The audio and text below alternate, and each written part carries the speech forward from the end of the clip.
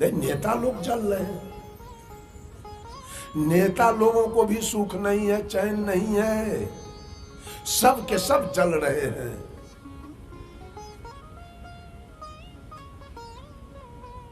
सुख शांति है सत्संग में, सुख शांति है लेकिन सदगुरु के सानिध्य में। लेकिन सदगुरु भी तो ऐसा होना चाहिए,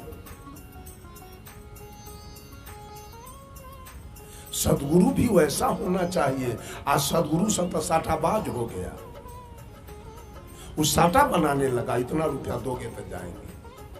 5-5 लाख का साटा बन रहा है, 10-10 लाख का साटा बन रहा है।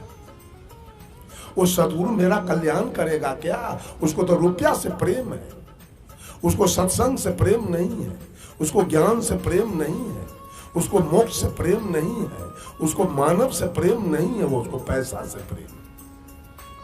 वो सदगुरु मेरा कल्याण कैसे करेगा? कभी नहीं हो सकता। साहब कबीर को अंत में क्या साबित हुआ? कोई देखा है वो झोपड़ी साबित हुआ? आज के गुरु लोगों को 5 महल का मकान चाहिए, हर घर में लैट्रिन बाथ चाहिए। बुझ गए? ये सदगुरु हो, इसी से हमारा कल्याण हो जाएगा।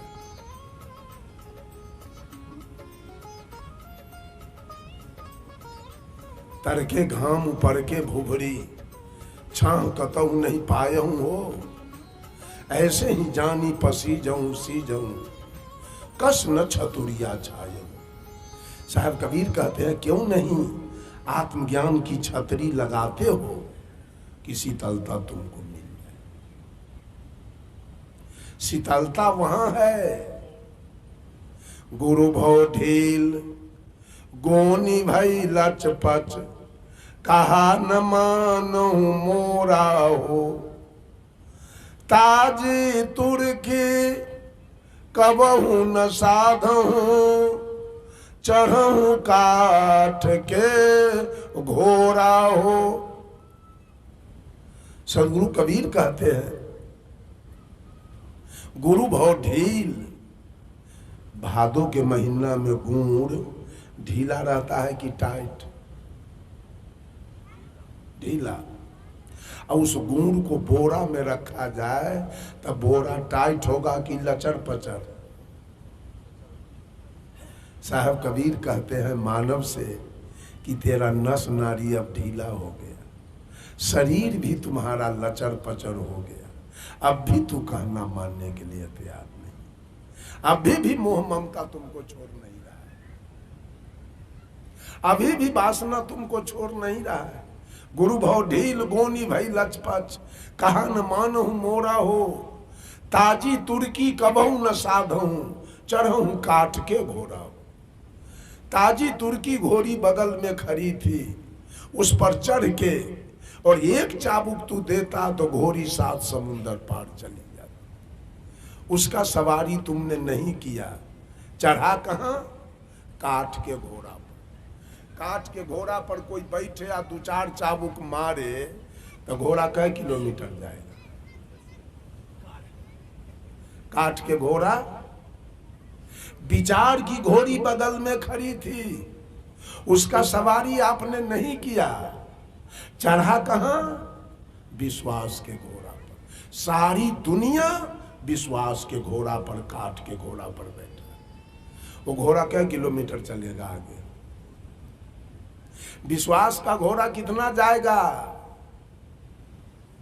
नहीं जाने वाला, वो जहां के तहां रह गए।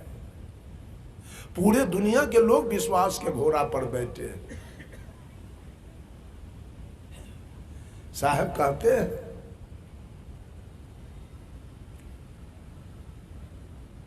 ताजी तुर्की कबहू न साधहूं, चढ़हूं काठ के घोड़ा हो, ताल झांझ भल बाजत आवे, कहरा सब कोई नाचे हो, अजही रंग दुल्हा ब्याहन आए, दुल्हीन ते ही रंग रांचे।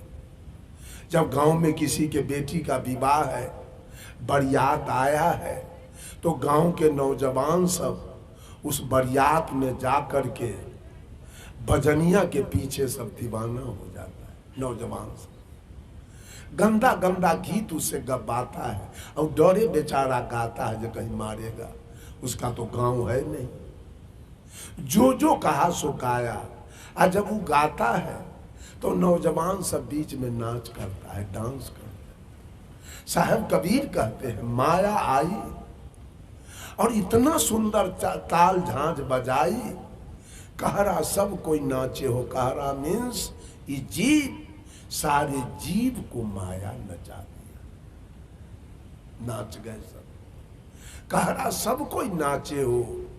अजही रंग दुल्हा ब्याहन आए, दुल्हीन तेही रंग नाचे हो। जब दुल्हा जाता है विवाह करने तो देखिएगा इसमें पट्टी छटा लेगा, मोच बढ़िया से कटवाएगा, पर अच्छा अच्छा कपड़ा सिवाएगा, माथा में चंदन करेगा, आंख में काजल, मुंह में स्नो पाउडर लगा लेगा। दूल्हा की गाड़ी देखिएगा लाल पियर हरियर फूल से सजी हुई है। दूल्हा का मौरी देखिएगा लाल पियर हरियर, पैर में जूता मोजा देखिएगा लाल के, डाला देखिएगा सजा हुआ है। इतना सज के दूल्हा गया है दुल्हन से मिलने। उधर दुल्हन भी सज के तैयार है, उसके शरीर पर एक से एक कीमती कपड़ा, एक से एक जेवर, एक से एक श्रृंगार करके वो दुल्हन तैयार है। उसका मरवा सजा हुआ है, दरवाजे पर डेकोरेशन लगा हुआ है, लाल पियर हरियर के भुक भुक बत्तियां सब जल रही है। अर्थात साहब कबीर कहते हैं जिस रंग में दूल्हा गया है विवाह करने, उसी रंग में दुल्हन भी तैयार है दूल्हा से मिलने के लिए। कहने का भाव है कि जिस रंग में ये मन रूपी दूल्हा रंगा हुआ है, उसी रंग में तन रूपी दुल्हन रंगा है। मन रूपी दूल्हा जो जो चाहता है वही काम तो तन रूपी दुल्हन भी करती है। मन रूपी दूल्हा चाहा खैनी खाएंगे, खैनी खाने की इच्छा कहाँ जगती है? हाथ में, मन में। आ तैयार के करता है दुल्हन, चाहिए दूल्हा को, आ तैयार के कर रहा है शरीर है दुल्हन, ये तैयार। तो गुलाम के कर है, मन है मालिक और तन है गुलाम। यही तो पूरा दुनिया में चल रहा है। मन मलिकाई कर रहा है, आई तन गुलामी कर रहा है। जही रंग में दूल्हा वही रंग में दुल्हन। मन चाहा मांस खाएंगे, आई तन रूपी दुल्हन कसैया के निकट न जाए तो मन का काम पूरा होगा। मन चाहा दारू पिएंगे, आई तन रूपी दुल्हन अगर भट्टी पर न जाए तो दूल्हा के काम पूरा होगा नहीं। इस दुनिया में जो जो दूल्हा चाहा वही काम ही दुल्हन। जही रंग दूल्हा ब्याहन आए, दुल्हन ते ही रंग रांचे हो। अर्थात दूल्हा जो जो चाहा वही काम दुल्हन किया। आई दूल्हा दुल्हन के चक्कर में जेल बन के तैयार है, कचहरी बन के तैयार है, हॉस्पिटल बन के तैयार है, थाना बन के तैयार है, फांसी घर बन के तैयार है, काला पानी तैयार है, सेल घर तैयार है, डंटा बेरी तैयार है, बम, पिस्तौल, टाइगर, रिवाल्वर, माउजर, बंदूक, राइफल, लाठी, फरसा, भाला, बर्छी, यही दूल्हा दुल्हन के लिए तैयार सब कुछ। बंधुओं, ये तन तल से आपका कल्याण होने वाला नहीं है, आपकी मुक्ति होने वाला नहीं है। तन को माता लोग भी एक साधन समझे, और तन को पुरुष लोग भी एक साधन समझे, और इसको उचित ढंग से सुरक्षा में तन को रखे। लेकिन तन ठीक रहेगा तो आप सत्संग में जाएंगे, तन स्वस्थ रहेगा, निरोग रहेगा। अब माना कि आज गरैया जाना है, अब माथा में दर्द हो रहा है, पेट में दर्द हो रहा है, दांत में दर्द हो रहा है, कान में दर्द हो रहा है, कैसे जाएंगे? इसलिए भोजन पर भी कमांड करना जरूरी है। भोजन ऐसा न करे कि पेट में गैस बने, पेट खराब हो जाए, ऐसा भी भोजन न करे। सुपाच्य, संत लोग सुपाच्य भोजन करते हैं। क्यों? साधना के लिए। शरीर स्वस्थ रहेगा, शरीर निरोग रहेगा तो आपकी साधना होगी। कल हम थे सीतामढ़ी में, एक आदमी कहा साहब आधा घंटा के लिए मेरे यहाँ चलिए। चना का सतुआ हमको सेट नहीं करता, ले गया। अब बार बार हम मना करते रहे, सत्तू हमको मत पिलाइए, लेकिन तो लग रहा था कि न पिलाएंगे तो हमारा बैकुंठ होबे न करेगा।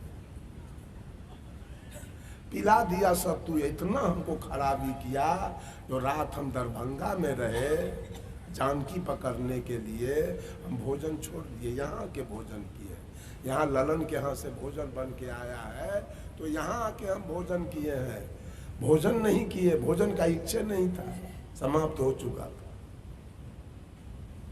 ये है तन तल की विशेषता। सारे लोग तन तल में जी रहे हैं। और दूसरा है तन तल के बाद मन तल। या तो हम तन तल में जी रहे हैं और नहीं तो मन तल में जी रहे हैं। सारा दुनिया का मालिक कौन बना है? सारा दुनिया किसका है? सारा दुनिया कौन बनाया है?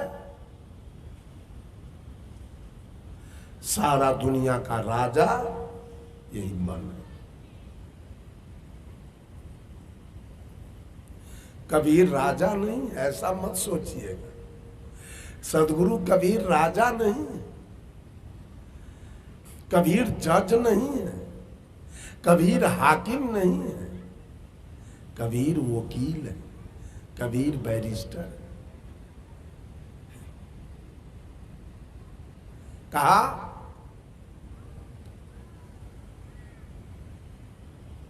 क्यों बना भिखारी भटका द्वारे द्वार रे परदेसी। परदेसी जीव है और देसी शरीर है। यहाँ का लोग पंजाब चल जाए तो इसको लोग क्या कहेंगे? परदेसी। ये आत्मा आप है परदेसी और ये शरीर है देसी। ये माता पिता के संयोग से बना है। इस परदेसी को साहब कबीर कहते हैं। अरे तू भिखारी बन के क्यों दर दर भटक रहे हो? कभी मानव का तन पाते हो, कभी कुत्ता का तन पाते हो, कभी गीदड़ का तन पाते हो, कभी सांप का तन पाते हो। क्यों? क्यों बना भिखारी भटका द्वारे द्वार रे परदेसी। तू जगत का प्यारा राजकुमार रे परदेसी। यद्यपि इस जगत में सर्वे सर्वा कौन है? सार शब्द क्या है? कोई आदमी उठ के बोलिए, सार शब्द क्या है? इस जीवन का मूल क्या है? सार शब्द क्या है? इतना दिन से सुने हैं प्रवचन, सार शब्द नहीं जानते। सार शब्द है आत्मज्ञान। आत्मा के बारे में जानना, यही आत्मा सार है। इसी पर पूरा संसार है। माननीय नरेंद्र मोदी जी अभी भारत के प्रधानमंत्री हैं। आइए आत्मा निकल जाए तब क्या रहेंगे? तब क्या बचेंगे? वो इंदिरा गांधी के अंदर से आत्मा निकल गया, कहाँ गई? जवाहरलाल नेहरू कहाँ गए? मोरारजी देसाई, लाल बहादुर शास्त्री, जगजीवन बाबू कहाँ गए? यही आत्मा सार है। पूरे विश्व की जनसंख्या 7.5 अरब या 8 अरब है। 8 अरब के अंदर से ये आत्मा केवल निकल जाए तो पूरा दुनिया क्या रहेगा? श्मशान। भगवान कोई बकरी नहीं चलाएगा यहाँ आकर। अभी भगवान से कुछ होने वाला नहीं है। अगर पूरे संसार के अंदर से ये आत्मा निकल जाए तो पूरा संसार श्मशान होगा, मुर्दा पूरा पूरा मुर्दा हो जाएगा। तब भगवान सब क्या करेंगे? उसके बाद हनुमान जी क्या करेंगे? पूरा संसार के अंदर से ये आत्मा निकल जाए तो भोला बाबा कौन कौन रोजगार यहाँ करेंगे? कुछ होगा? ये तो झूठ के तमाशा खड़ा है, देवी देवता के लोग खड़ा किया है झूठ के। आज सुप्रीम कोर्ट में बैठ के न्याय करने वाला यही है, हाई कोर्ट में यही बैठा हुआ है, और सिविल कोर्ट में भी यही बैठा, हर जगह यही है। इस आत्मा से साहब कबीर कहते हैं, क्यों बना भिखारी भटकत द्वारे द्वार रे परदेसी, तू जगत का प्यारा राजकुमार, तू ही तो राजकुमार हो, तुम क्यों दरिद्र बन गए हो। तो दरिद्र बनने का कारण है, एक दिन दृष्टि पड़ी तुम्हारी जग के ताने बाने पर, मचल पड़ा तत्काल अस्तित्व से तुला जगत में आने पर। इस जगत के माया मोह रूपी जगत को देखकर ही जीव लोभ में पड़ा है। कहा गुरु ने उलझ जाओगे जगत जाल ढिक जाने पर, यही माया का जाल है, यहां जाओगे उलझ जाओगे। कहा गुरु ने उलझ जाओगे जगत जगत जाल ढिक जाने पर, लेकिन तजा न तू निज हठ प्रभु के बार बार समझाने पर।